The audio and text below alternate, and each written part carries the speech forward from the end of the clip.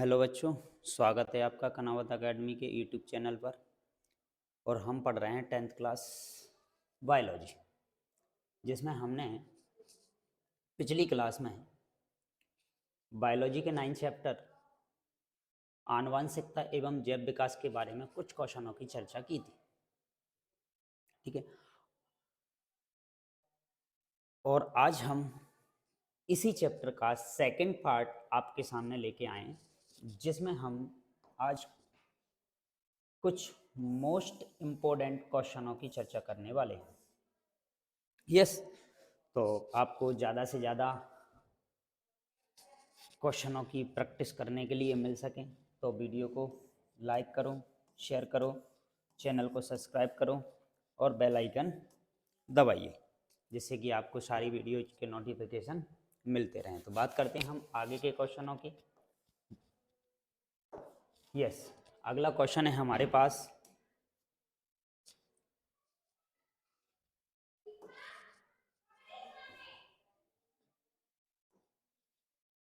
संकरण किसे कहते हैं?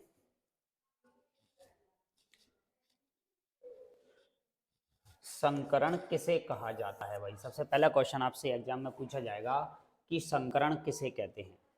तो जब दो विपर्यासी लक्षणों वाले पौधों का क्रॉस कराया जाता है तो उनसे प्राप्त संतति पौधों को हम संकर कहते हैं, तथा इस प्रक्रिया को हम संकरण कहते हैं। कैसे कि भाई बात करें हम, कोई दो पौधे ले लिए हमने, ठीक है, ये दो पौधों का हमने क्या कराया भाई? संकरण। अब संकरण कराने का मतलब ये हुआ कि इस पौधे के पराग कणों को इस पर डालेंगे और इस पौधे के पराग कणों को इस पर डालेंगे, तो इनसे जो संरचना बन के तैयार होगी उसे हम क्या कहेंगे? फल। और फल से क्या बनेगा? बीज। और बीज से जो पौधे तैयार होंगे उन पौधों को हम कहेंगे क्या? संतति। तो ये जो संतति है उसके जो लक्षण हैं वो इन पर डिपेंड करेंगे, इनके जनक पौधों पर डिपेंड करेंगे। ठीक है भाई बात। तो जब दो विपर्यासी लक्षणों वाले पौधों का क्रॉस कराया जाता है तो उनसे प्राप्त होने वाले जो पौधे होते हैं उन्हें हम संकर पौधे कहते हैं, हाइब्रिड पौधे कहते हैं, तथा इस प्रक्रिया को हम संकरण कहते हैं, जिसे हम हाइब्रिडाइजेशन कहते हैं। भाई टर्मिनोलॉजी का उपयोग जो है ना वो मेंडल के द्वारा बताई गई जेनेटिक्स के लिए किया जा रहा है। भाई मेंडल ने इन्हीं पौधों को, बहुत से पौधों के अंदर इन्होंने संकरण करवाया, जिससे नई नई संततियों को उन्होंने क्या किया? विकसित, जिससे कि उन पौधों के अंदर नए नए लक्षण प्रकट हुए। बात करते हैं एक चीज और, कारक। तो बात करें हम मेंडल के अनुसार सजीवों का प्रत्येक लक्षण कारकों द्वारा नियंत्रित होता है। सजीव बोले तो इसके अंदर पेड़ पौधे भी आ गए भाई। सजीव बोला जाए तो सजीवों के अंदर सभी जीव जंतु भी आते हैं, सभी जीव सभी जीव पौधे भी इसी के अंदर आते हैं, पौधे, तो सभी जीव इसके अंदर आते हैं। तो क्वेश्चन बोला जा रहा है कि कारक क्या है भाई? तो मेंडल ने भाई इन कारकों के बारे में बताया कि प्रत्येक जो लक्षण होता है ना जीव के अंदर, सजीव के अंदर, उस लक्षण को जो नियंत्रित किया जाता है ना वो कारक के द्वारा नियंत्रित किया जाता है। और ये कारक जीवों का प्रत्येक कोशिका में जोड़ों या युग्म के रूप में उपस्थित होते हैं। हाँ भाई, ये कारक जो है ना, ये कारक किसी जीव के अंदर जोड़े में पाए जाते हैं भाई। ये कारक किस में पाए जाते हैं? जोड़े में पाए जाते हैं। हाँ भाई, इनको आगे चल के अपन कहेंगे क्या? यही क्या है? हमारे जीन है। यही है हमारे क्या? जीन्स। और मेंडलीय कारक आधुनिक आनुवंशिकी के अनुसार इन्हें हम क्या कह देते हैं? जीन कहते हैं, जो कि डीएनए के बने होते हैं तथा लक्षण की अभिव्यक्ति, उनकी वंशागति के लिए क्या होते हैं? उत्तरदायी होते हैं। यस भाई, उन्हें हम क्या कह देते हैं भाई? कारक कह देते हैं। तो बात कारक की बात की जाए तो कारक वास्तव में क्या है? कारक वास्तव में जीन है। जीन को ही मेंडल ने उस समय पे क्या बोला था? कारक। जीन टर्मिनोलॉजी बाद में दी गई। तो आपसे क्वेश्चन पूछा जाता है कि लक्षणों को नियंत्रित करने वालों को मेंडल ने क्या नाम दिया था भाई? कारक। और उन्हीं कारकों को बाद में बोला जाने लगा क्या, जीन। और ये जीन बने होते हैं काय के भाई, डीएनए के बने होते हैं, डीऑक्सीराइबोन्यूक्लिक एसिड डीएनए के बने होते हैं भाई। और आधुनिक जेनेटिक्स के अनुसार इन्हीं कारकों को हम क्या कह देते हैं भाई, जीन कह देते हैं। और ये ही जीन किसी भी लक्षण की अभिव्यक्ति करते हैं और उस लक्षण की क्या करते हैं, वंशागति करते हैं। तो लक्षणों को नियंत्रित करने वाले पदार्थों को ही हमने नाम दिया है क्या, जीन। और मेंडल ने इन्हीं जीनों को नाम दिया था क्या, कारक। और ये जो लक्षण होते हैं, ये जो जीन होते हैं, ये जो कारक होते हैं, ये हमेशा मिलेंगे हमें काय में, जोड़े में मिलेंगे, जोड़े में पाए जाएंगे भाई। क्या है, दो विपरीत लक्षणों के साथ हमेशा जोड़े में मिलेंगे।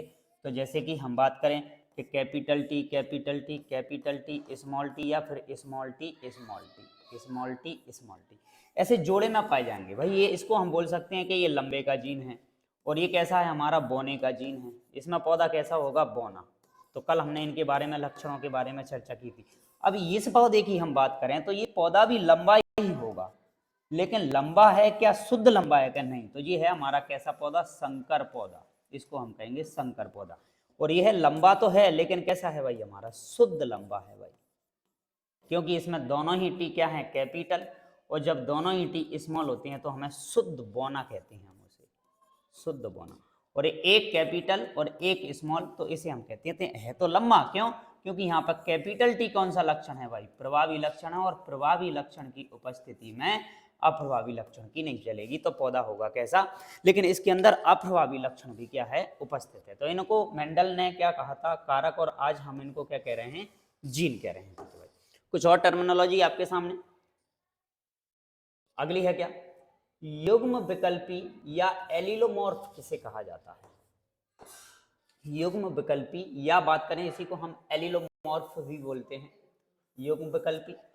तो भाई एक गुण को प्रकट करने वाले जीन दो विपर्यासी स्वरूपों को युग्म विकल्पी कहते हैं भाई। एक गुण को प्रकट करने वाले या एक लक्षण को प्रकट करने वाले जीन के दो विपर्यासी या दो विपरीत स्वरूपों को ही हम क्या कह देते हैं भाई, युग्म विकल्पी कह देते हैं। जैसे कि मान लो ये कोई जीन है भाई, और जीन पाया जाएगा काय में, जोड़े में, तो इस पर ये लक्षण है हमारा। तो एक लक्षण तो हमारा कैपिटल टी प्रभावी है, और एक लक्षण हमारा क्या है, अप्रभावी। तो इस पूरे को ही मिलाकर हम कह देंगे क्या, युग्म विकल्पी। यस, क्या कहलाएगा हमारा, युग्म विकल्पी कहलाएगा। क्लियर बात। और अगला आता है हमारा समयुग्मजी, जिसे हम कहते हैं होमोजाइगस समयुग्मजी। अब ये समयुग्मजी कब बोलेंगे, यदि किसी लक्षण के दोनों जीन समरूप हों तो उसे हम क्या कहेंगे, समरूप मतलब समान हो। यदि किसी लक्षण के दोनों जीन क्या हो, समरूप हो यानी समान हो, तो हम उसे क्या कह देंगे भाई, समयुग्मजी कह देंगे। जैसे कि समयुग्मजी की बात करें तो कैपिटल टी भी समरूप कहलाएगा, समयुग्मजी कहलाएगा। स्मॉल टी भी आपका क्या कहलाएगा, समरूप। क्यों, क्योंकि ये जो जीन है, इस जीन पर जो लक्षण पाए जाते हैं वो लक्षण दोनों समान हैं, या तो वो कैपिटल टी होंगे या फिर वो स्मॉल टी होंगे, दोनों समान लक्षण होने चाहिए। तो हम उसे कह सकते हैं क्या, समयुग्मजी। तो बात करें कैपिटल टी स्मॉल टी, यदि दोनों ही लक्षण समान होंगे तो दोनों लक्षणों को हम कह देंगे क्या, समरूप। तो इस स्थिति को हम क्या बोल देते हैं, समयुग्मजी बोले तो होमोजाइगस। तो अब बात समझ में आ गई होगी विषमयुग्मजी किसे कहा जाता है भाई, जिसे हम हेटेरोजाइगस कहते हैं इंग्लिश में। यदि किसी लक्षण के दोनों जीन असमान हो, जैसे कि हम बात करें इस पर लक्षण के जीन पाए जाते हैं, ये कैपिटल टी है और ये स्मॉल टी है, या फिर ये स्मॉल टी हो सकता है, ये कैपिटल टी हो सकता है। क्यों, क्योंकि जीन काय में पाए जाते हैं भाई, जोड़े में पाए जाते हैं भाई, जोड़े में पाए जाते हैं। तो इसे हम कह देंगे क्या, विषमयुग्मजी। यदि किसी लक्षण के दोनों जीन असमान हो अर्थात विपर्यासी हो तो उसे हम विषमयुग्मजी कह देते हैं। जैसे कैपिटल टी लिखो या फिर स्मॉल टी कैपिटल टी लिखो, लेकिन इससे अच्छा बेस्ट ये है लिखने का तरीका क्या है कि प्रभावी लक्षण को पहले लिखा जाता है और अप्रभावी लक्षण को बाद में लिखा जाता है। तो ये थी हमारी दो टर्मिनोलॉजी के समयुग्मजी किसे कहते हैं। यदि किसी लक्षण के दोनों जीन समान हो तो हम उसे कह देते हैं क्या, समयुग्मजी होमोजाइगस। और यदि दोनों किसी लक्षण के जीन यदि दोनों अलग अलग हों, असमान हों, विपरीत हों, तो उस कंडीशन को हम कह देते हैं क्या, विषमयुग्मजी। यस,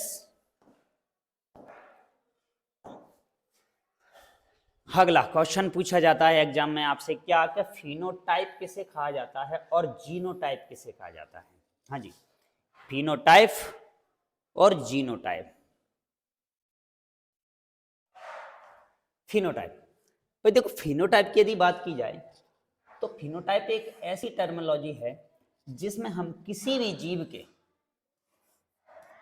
बाहर से देखकर जिन लक्षणों के बारे में बता सकते हैं, तो हम उनकी कौन सी संरचना का अध्ययन कर रहे हैं भाई, फिनोटाइप की संरचना का अध्ययन कर रहे हैं। बाहर से कौन कौन से लक्षण जैसे बताए जा सकते हैं, जैसे कि जो भी जीव है उसका रंग, उसका रूप, उसकी लंबाई, पौधे की लंबाई, है ना।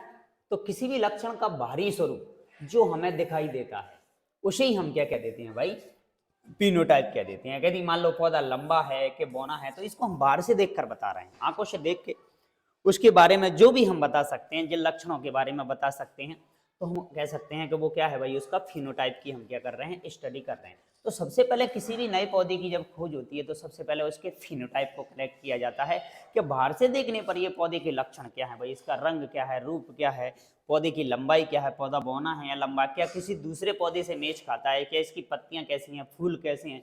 तो जब हम किसी भी पौधे की बाहरी संरचना को देखकर उसका जो अध्ययन करते हैं, उस अध्ययन को ही हम क्या देते हैं, क्या हम उस कंडीशन में उसका फिनोटाइप याद कर रहे हैं। तो ये फिनोटाइप किसी भी जीव पर या पौधे पर अप्लाई कर सकते हो आप आसानी से, है ना। तो बात करेंगे किसी भी लक्षण का बाहरी स्वरूप जो हमें दिखाई देता है उसे हम क्या कह देते हैं भाई, फिनोटाइप कह देते हैं। Clear, yes. उसके बाद फिर हमारा क्या, जीनोटाइप। तो जीनोटाइप क्या है भाई, तो पहली बात समझ में आई कि जीनोटाइप को हम बाहर से देखकर तो नहीं बता सकते भाई, बाहर से देखकर जीनोटाइप के बारे में नहीं बताया जा सकता है।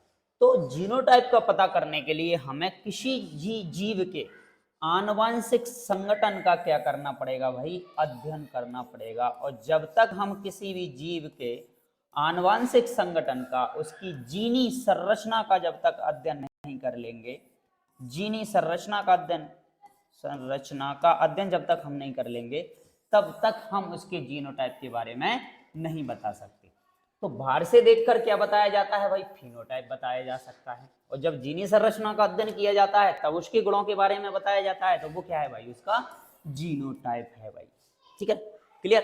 तो दो टर्मिनोलॉजी आपके सामने थी, एक थी क्या जीनोटाइप और एक था हमारे पास क्या, फिनोटाइप। तो फिनोटाइप क्या है भाई, जो लक्षण हमें बाहर से दिखाई देते हैं उन लक्षणों को हम क्या कह देते हैं, फिनोटाइप।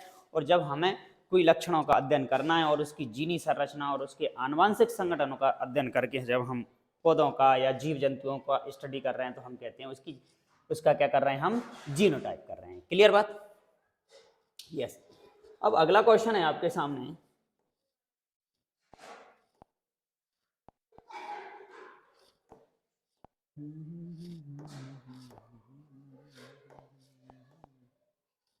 यस।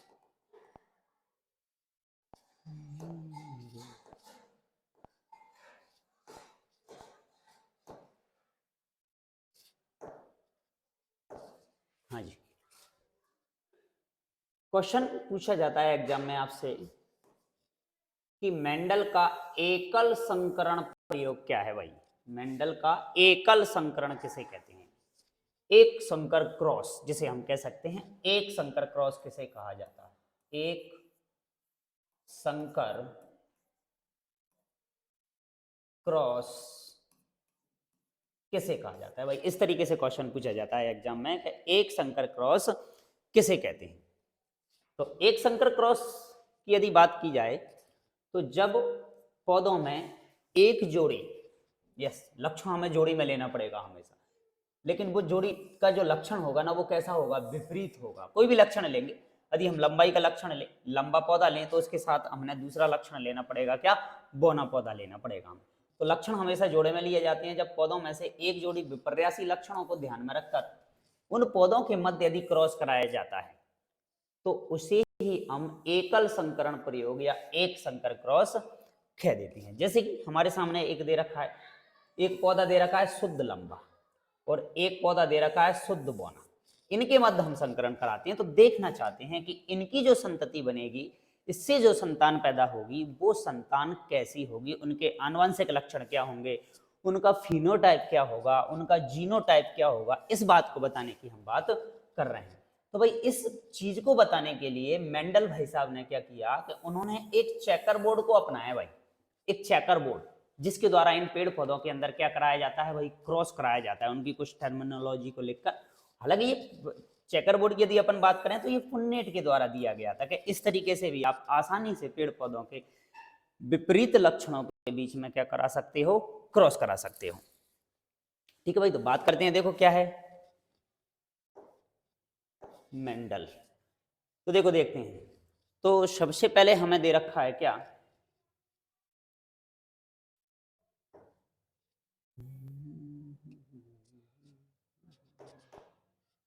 यस, हमको दे रखा है क्या, मेंडल का एक संकरण कोर्स। तो इसके लिए हम क्या करने वाले हैं, तो भाई देखो सबसे पहले हम शुद्ध लंबे पौधे की बात करते हैं, शुद्ध लंबा पौधा,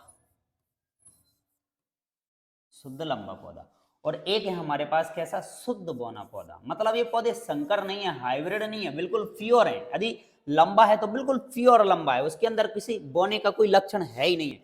और यदि पौधा शुद्ध बौना है तो शुद्ध बौना ही है, उसके अंदर लंबे का कोई लक्षण है नहीं। तो हम इनको प्रदर्शित करेंगे क्या, स्मॉल टी से। अप्रभावी लक्षणों को स्मॉल टी से प्रदर्शित किया जाता है, लेकिन लक्षण अप्रभावी क्या है, बौना। तो ये लक्षण पाया जाता है काय में, जोड़े में। तो स्मॉल टी से सो हम इसे करेंगे। बात करें शुद्ध लंबे पौधे की, तो ये प्रभावी लक्षण है आपका, और प्रभावी लक्षण को हम कैपिटल टी से प्रदर्शित करेंगे, यानी लंबा, टेल, टेल मीन्स लंबा, इसलिए हमने टी से इसको प्रदर्शित किया है। और कैपिटल टी, कैपिटल लक्षण जोड़े में पाए जाते हैं इस तरीके से। तो अब हमने क्या किया, ये लिखा है कि शुद्ध लंबे पौधे को हमने कैपिटल टी से शो किया, और शुद्ध बौने पौधे को हमने स्मॉल टी से क्या किया, प्रदर्शित किया। अब हम इन पौधों के अंदर कराते हैं क्या, क्रॉस। तो क्रॉस कराने के लिए भाई हमने क्या पढ़ा था, मेंडल भाई साहब ने 3 नियम दिए थे हमें, क्या, एक प्रभाविकता का नियम, एक पृथक्करण का नियम, एक स्वतंत्र अभियन का नियम। तो क्या होता है कि यदि जो जीन जोड़े में पाए जाते हैं, तो सबसे पहले जब इन लक्षणों की वंशागति अगली पीढ़ी में होनी होती है, अगली जनरेशन में होनी होती है, तो सबसे पहले ये लक्षण एक दूसरे से क्या होते हैं, पृथक पृथक होते हैं। कैपिटल टी अलग होगा और कैपिटल टी अलग होगा। यहाँ ऐसे ही यहाँ पर स्मॉल टी इससे अलग होगा और ये स्मॉल टी इससे क्या होगा, अलग। इसको अपन कहते हैं कि ये बनेंगे सबसे पहले क्या, युग्मक। तो सबसे पहले काय का निर्माण होता है भाई, युग्मकों का निर्माण होता है। युग्मक निर्माण के समय जोड़े में पाए जाने वाले जो लक्षण होते हैं, वो लक्षण सबसे पहले पृथक पृथक हो जाते हैं। इसी बात को मेंडल भाई साहब ने बोला था कि इसे हम मेंडल का पृथक्करण का नियम कहते हैं। क्लियर बात। तो बात करें अगले पॉइंट की, तो जोड़े से क्या हो गए भाई, युग्मकों का निर्माण होगा लक्षणों के अंदर। अब हम कराते हैं इनका क्या, क्रॉस। तो कैपिटल टी एक यहाँ लिख लिया और कैपिटल टी एक यहाँ रख लिया हमने। वैसे ही हमारे पास अशुद्ध लंबे शुद्ध बौने पौधे का लक्षण था, स्मॉल टी हमने अलग अलग लिख लिए। ठीक है, स्मॉल टी हमने अलग लिख लिए हैं। ये बन गए इनके क्या, युग्मक। इन दोनों को भी हम क्या कहेंगे भाई, युग्मक, और इन दोनों को भी हम क्या कहेंगे भाई, युग्मक कहेंगे। अब हम इनके अंदर क्रॉस कराते हैं। तो कैपिटल टी का स्मॉल टी के साथ क्रॉस कराओ, या स्मॉल टी का कैपिटल टी के साथ कराओ, तो हमेशा पहले उसको लिखा जाता है जो लक्षण प्रभावी होता है। तो मल्टीप्लाई करते हैं, कैपिटल टी स्मॉल टी, तो ये बना कैपिटल टी स्मॉल टी। फिर इस स्मॉल टी का इस कैपिटल टी के साथ कराओ, तो कैपिटल टी स्मॉल टी, ये बना भाई। अब स्मॉल टी का इस कैपिटल टी के साथ, तो कैपिटल टी स्मॉल टी, और कैपिटल टी का इस स्मॉल टी के साथ, तो capital T small T. Yes भाई। अब हमें देखा क्या कि हमारे पास जो इनके पेरेंट्स थे, इनके जो जनक थे, वो थे क्या, कैपिटल टी, और एक था क्या, स्मॉल टी। ठीक है, एक कैपिटल टी और एक था स्मॉल टी। तो अब हमने देखा कि जब इनके मध्य क्रॉस कराया गया, तो इनसे जो 4 संतति जो पैदा हुई, ठीक है ना, उन संततियों में हमने देखा कि कहीं पे हमें पेरेंट्स जैसा, जनक जैसा तो कोई भी पौधा दिखाई नहीं दिया, कोई भी संतति दिखाई नहीं दी। ये कैपिटल टी स्मॉल टी, ये कैपिटल टी स्मॉल टी, ये भी कैपिटल टी स्मॉल टी, और ये भी कैपिटल टी स्मॉल टी। तो इसका मतलब क्या है कि इन सभी संततियों के अंदर कैपिटल टी प्रभावी है, तो इसी की वजह से लक्षण प्रदर्शित होंगे इसके अंदर। इसका मतलब ये लंबा पौधा होगा, ये भी लंबा है, इसके अंदर कैपिटल टी है तो ये भी लंबा होगा, इसके अंदर भी कैपिटल टी है तो ये भी लंबा होगा, और इसके अंदर भी कैपिटल टी है तो इसके ये भी पौधा कैसा होगा, लंबा। तो ये तो पक्का तय हो गया कि पहली पीढ़ी के अंदर जो संतति बनेगी वो संतति सभी के सभी पौधे कैसे होंगे भाई, लंबे होंगे। इतना तो पक्का तय हो गया। क्यों? क्योंकि प्रभावी लक्षण जो है वो फर्स्ट जनरेशन में तो शो होगा ही होगा और अप्रभावी के लक्षण को शो नहीं होने देगा। लेकिन इसके अंदर एक लक्षण और आ गया है, किसका, स्मॉल टी का। इसके अंदर भी एक लक्षण और आ गया है, किसका, स्मॉल टी का, ठीक है। और इसके अंदर भी एक और लक्षण आ गया, स्मॉल टी का, स्मॉल टी का। इसका मतलब स्मॉल टी किसका लक्षण है भाई, बोने का। तो इसका मतलब ये हुआ कि पौधा भले ही लंबा है लेकिन इसके अंदर बोने का लक्षण तो अभी भी प्रेजेंट है भाई। तो हम इसको कहेंगे भाई पौधा तो लंबा है लेकिन कैसा है, अशुद्ध है। पौधा तो लंबा है लेकिन कैसा है, अशुद्ध। पौधा तो लंबा है लेकिन कैसा है, अशुद्ध। इसका मतलब ये हुआ इस पौधे के अंदर जो लक्षण हैं वो लक्षण प्रभावी लक्षण भी है और अप्रभावी लक्षण भी है। बस अप्रभावी का जो लक्षण है ना वो इसलिए इसमें प्रदर्शित नहीं हुआ क्योंकि यहाँ पर प्रभावी लक्षण उपस्थित है, ठीक है। तो चारों के चारों पौधे कैसे होंगे भाई, यहाँ पर लंबे होंगे। लेकिन लंबे पौधे या अशुद्ध पौधों को हम यहाँ पे कहेंगे कि ये सभी के सभी पौधे कैसे हैं, अशुद्ध हैं। लंबे तो हैं लेकिन कैसे हैं, अशुद्ध लंबे हैं। तो इन्हीं अशुद्ध लंबों को हम बोल देते हैं ये पौधे कैसे हैं, संकर पौधे हैं, हाइब्रिड पौधे हैं। इन्हीं बोला जाता है संकर या हाइब्रिड। क्लियर बात। अब हमने क्या किया, ये तो फर्स्ट जनरेशन का, पहली पीढ़ी का क्या हुआ भाई, संकरण हुआ। पहली पीढ़ी, पहली पीढ़ी, पहली पीढ़ी, पहली पीढ़ी का हुआ। अब हम यहां बात करते हैं कि इसका दूसरी पीढ़ी का संकरण कराते हैं। अब दूसरी पीढ़ी में संकरण कराने के लिए क्या करेंगे भाई, अब ये पहली पीढ़ी का संकरण तो हो गया, क्रॉस हो गया। अब हम कराते हैं, अब हमें जो दूसरी पहली पीढ़ी में जो संतति बनी है उन्हीं संततियों के मध्य आपस में क्या कराते हैं हम, क्रॉस। तो अब संतति क्या है हमारे पास, capital T, capital T small t और capital T small T.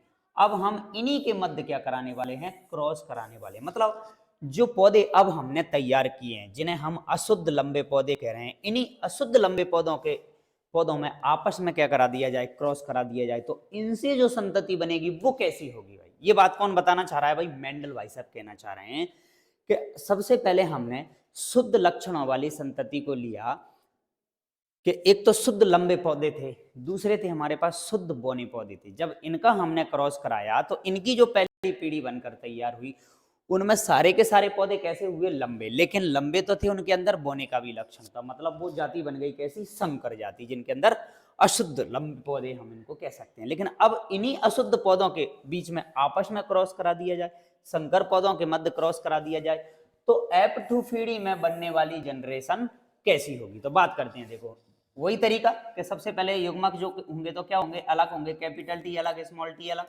Capital T अलग, एक स्मॉल टी अलग। युग्मक जोड़े से क्या हो जाएंगे भाई, अलग हो जाएंगे।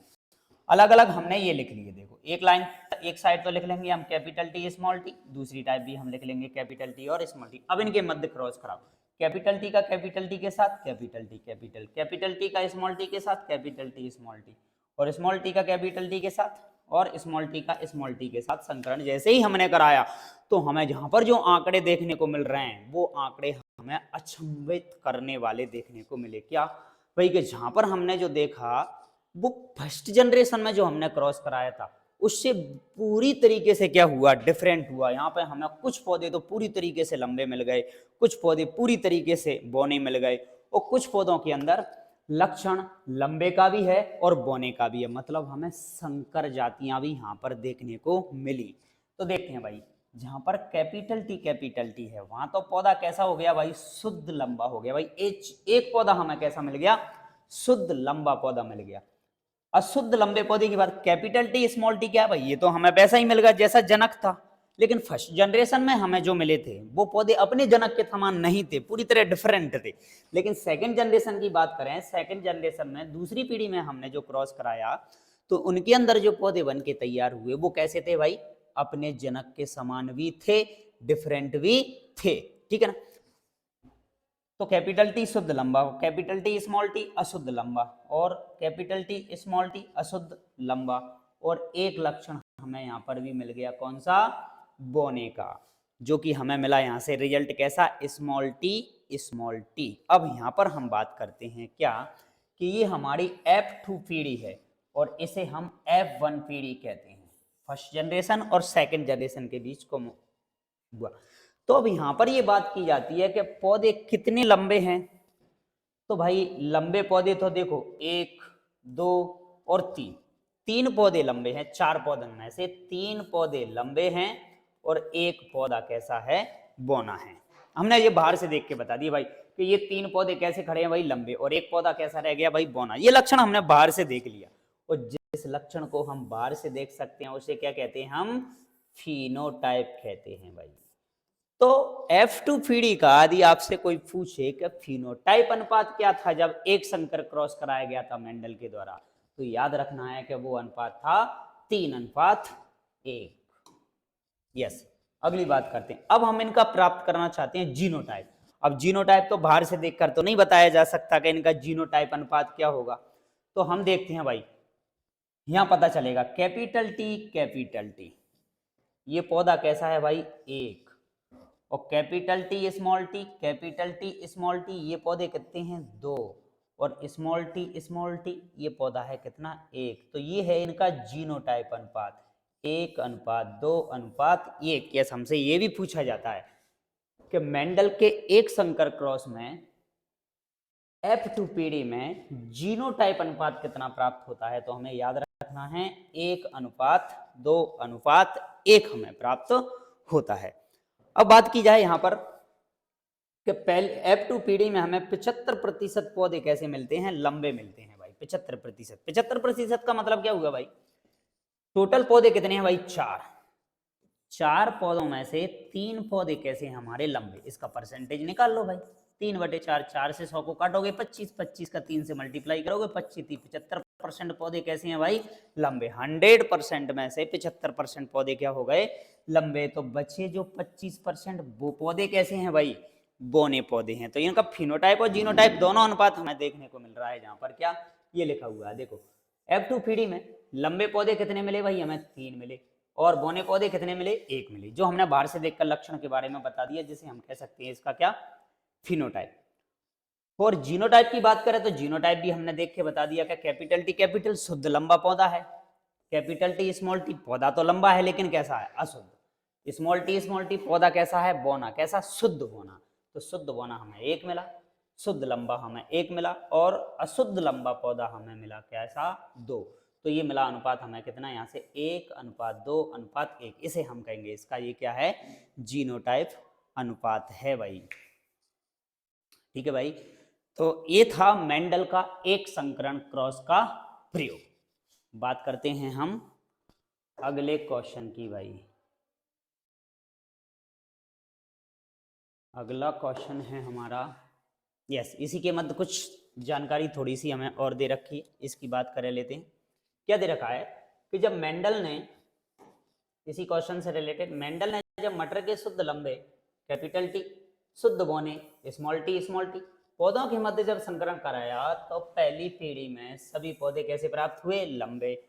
और जब मेंडल ने प्रथम पीढ़ी से प्राप्त पौधों में जब स्वपरागण होने दिया, तो प्राप्त द्वितीय पीढ़ी में 75% पौधे कैसे हुए, लंबे, और 25% पौधे कैसे प्राप्त हुए, बोने। इससे यह पता चलता है कि लक्षण प्रभावी व अप्रभावी होते हैं, और प्रभावी कारक कैपिटल टी, अप्रभावी कारक स्मॉल टी के प्रभाव को प्रकट नहीं होने देता है। मतलब जब तक टी होगा तब स्मॉल टी अपने प्रभाव को प्रदर्शित नहीं करेगा। स्मॉल टी तभी अपने प्रभाव को प्रदर्शित करेगा जब कैपिटल टी क्या होगा, अनुपस्थित होगा। तो इसलिए लक्षण प्रभावी और अप्रभावी होते हैं। क्लियर? ये था हमारा क्वेश्चन मेंडल का पहले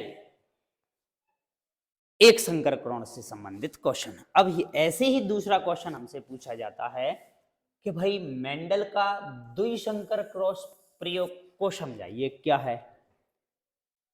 द्विसंकर क्रॉस। तो इसका मतलब जहां पर दो जोड़ी लक्षणों का क्या किया जाएगा, अध्ययन। वहां पर हमने क्या लिया था, एक जोड़ी लक्षण, एक जोड़ी विपर्यासी लक्षण। यहाँ पर दो जोड़ी विपर्यासी लक्षण, मेंडल ने 3 जोड़ी विपर्यासी लक्षण, 4 जोड़ी विपर्यासी लक्षण, 5 जोड़ी विपर्यासी लक्षण। इस तरीके से मेंडल ने 7 जोड़ी विपर्यासी लक्षणों तक का क्या किया था भाई, अध्ययन किया था। हम सिर्फ 2 जोड़ी लक्षणों तक ही क्या करेंगे भाई, अध्ययन करेंगे भाई। तो सबसे पहले बात करते हैं मेंडल ने द्विसंकर क्रॉस में क्या बताया। तो मेंडल की बात की जाए,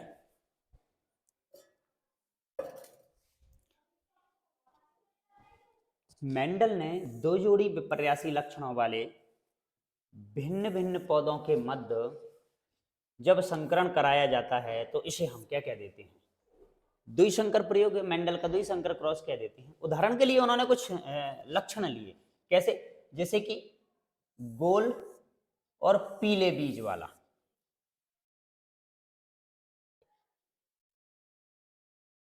झुर्रीदार व हरे बीज वाला, ठीक है। ऐसे कुछ लक्षण लिए, मतलब देखो एक जोड़ी लक्षण ये हो गया, ये लक्षण हो गया। बीज कैसे हैं, गोल, रंग कैसा है, पीला, बीज कैसे हैं, झुर्रीदार, रंग कैसा है भाई, हरा।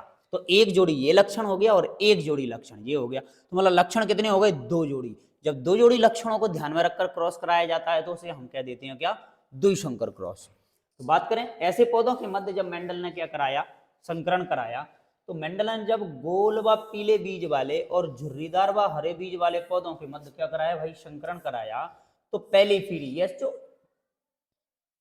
प्रथम संकरण क्रॉस में हमने पढ़ी थी, तो पहली पीढ़ी में सभी पौधे कैसे बनते हैं भाई, गोल और पीले वाले बनते हैं। क्यों, क्योंकि प्रभावी लक्षण गोल और पीला रंग भी कैसा, प्रभावी लक्षण है। तो सभी के सभी कैसे बनते हैं, प्राप्त हुए हमें गोल और पीले वाले। लेकिन जब प्रथम पीढ़ी से प्राप्त होने वाली जो संतति थी उनके मध्य फिर से स्वपरागण कराया गया, मतलब उन संततियों में आपस में क्या करा दिया गया, क्रॉस करा दिया गया।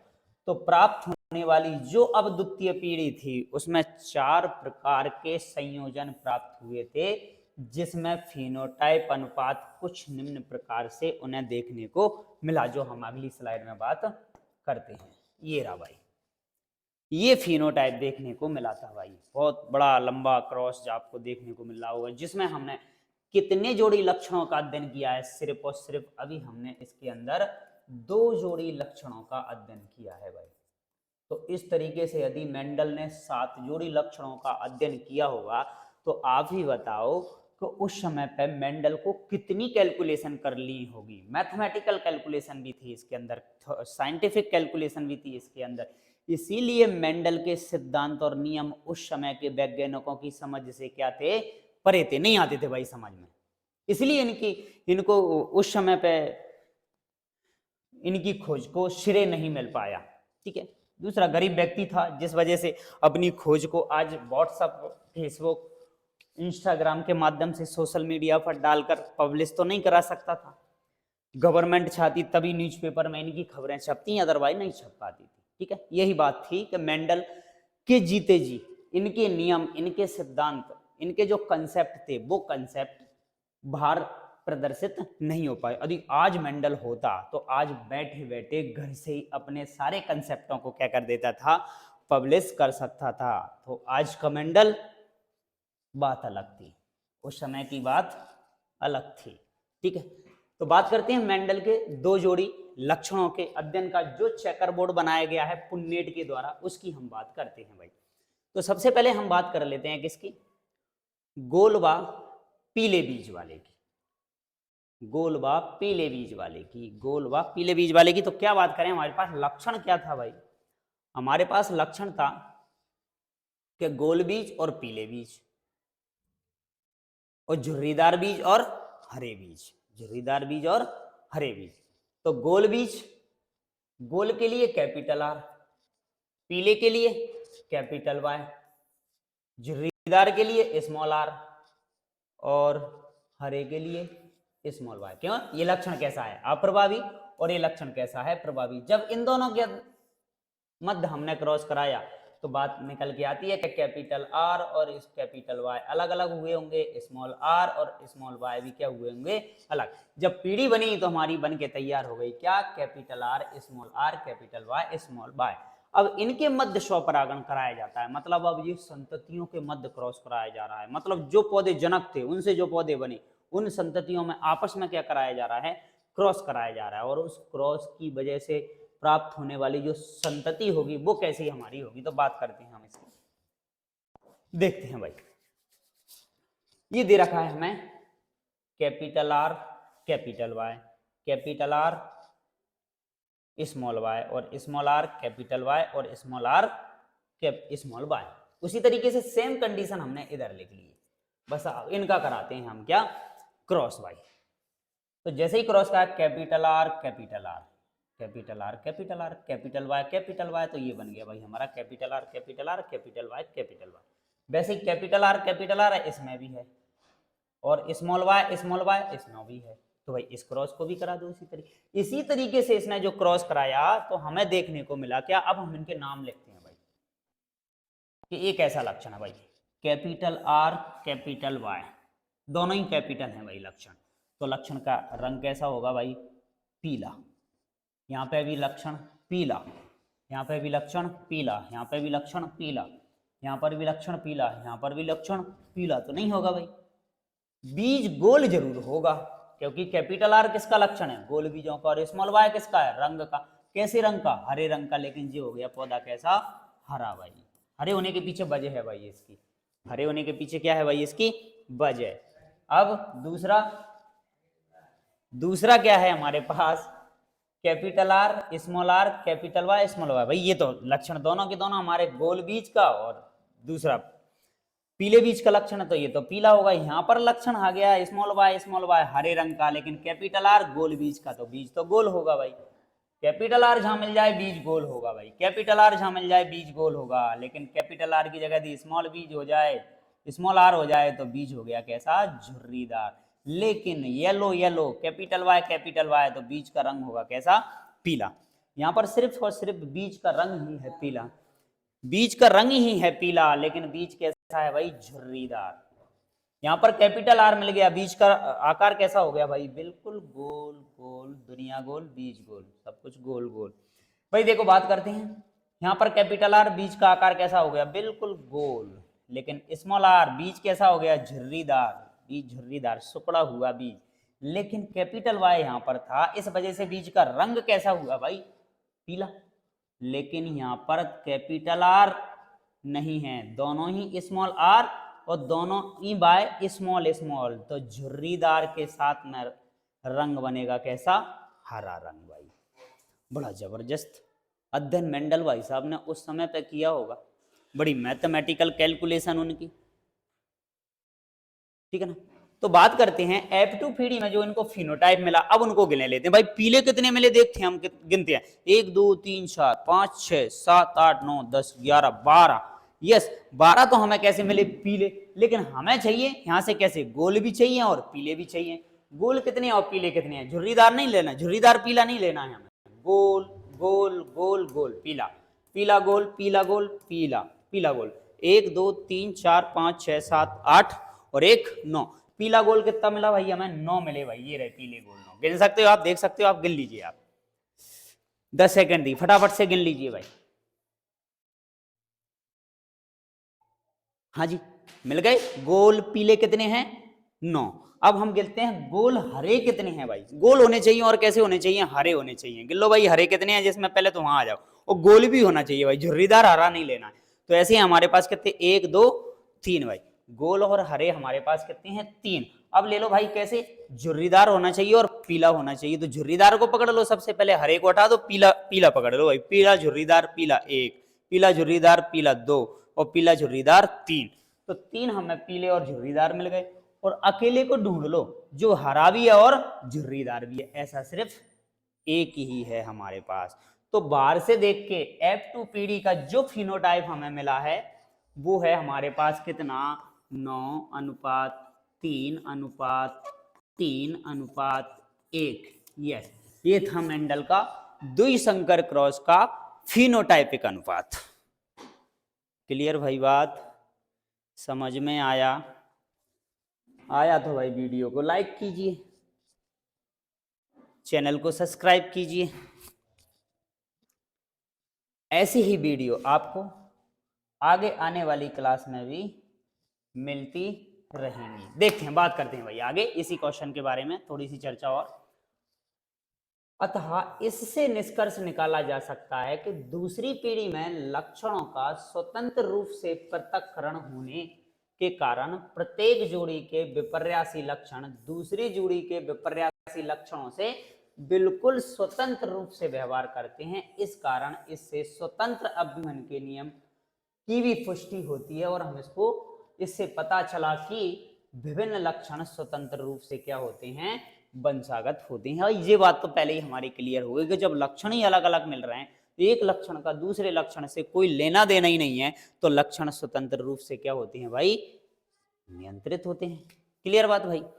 अब अगली क्लास हमारी जो होगी आगे की, उस क्लास में जिसको हम अगली क्लास में डिस्कस करेंगे, क्वेश्चन है हमारे पास क्या, मानव में लिंग निर्धारण। भाई मनुष्य में लिंग का निर्धारण कैसे होता है भाई, किस तरीके से मनुष्य के यहाँ पे